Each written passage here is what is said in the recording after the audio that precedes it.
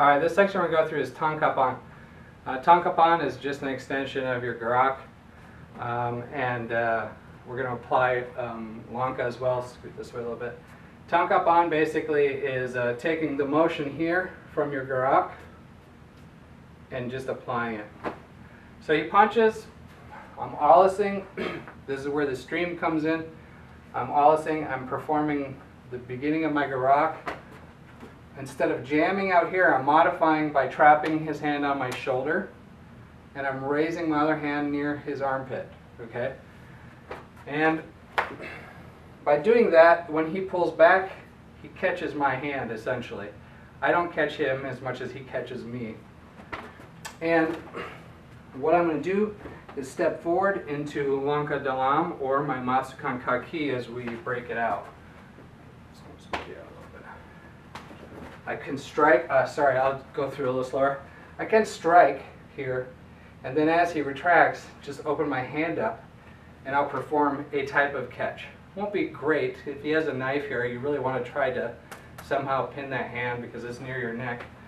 But that's kind of the premise here, is to hold this hand, press it to the shoulder as tight as you can, lift this as tight as you can.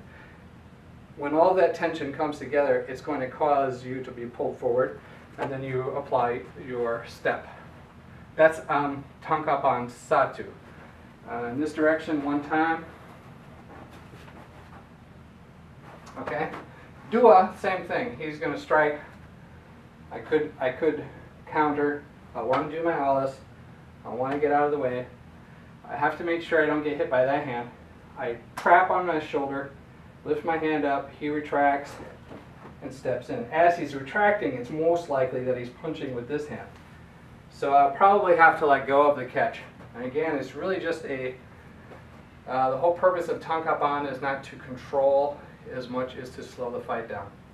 The point is, like Penchuga Tangan, checking, is really just to sort of say, whoa, this is all moving too fast. I want to get a little more control of the timing.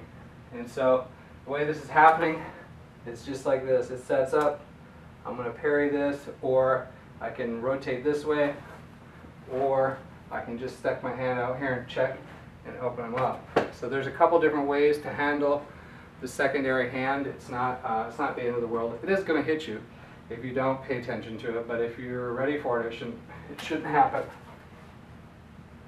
So a good way to practice, again, throw the headgear on, throw the gloves on, go at it.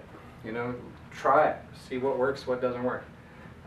Don't give up the first time, because you are going to get hit until you figure out the proper ways to orient your body, proper timing, you know, different things like that. Most of the stuff that's even successful when it's not been stress trained, trained with somebody really trying to clobber you, you will find that you're lazy at it and you need to be more aggressive. Now once you figure out how to bring that aggression and that timing into the mix, all this stuff works really well. So again, this is it, right? As he's striking, I'm just going to parry that down, and it doesn't. I could let go of this hand, but I don't necessarily have to. It just depends on how it all happens.